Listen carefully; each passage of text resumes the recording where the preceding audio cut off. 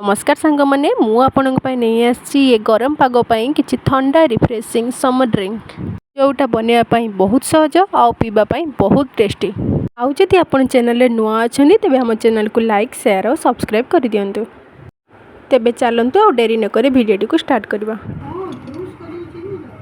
प्रथम आम कंचा आंबर जूस काटी रखि आंब को नहीं तापर से आम कि कंचा लंका ऐड करवा आ कि पुदीना पत्र को भी ऐड करवा। तापर से आम ऐड करवा स्वाद अनुसार लुण आउ चीनी।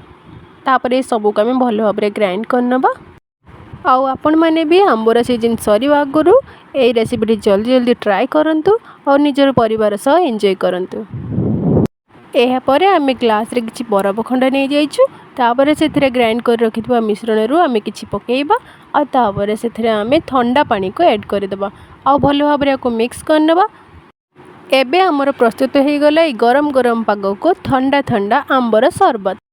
सतरे सरबत बहुत टेस्टी अच्छी। आपण मैंने थरे निश्चय ट्राए करंतु।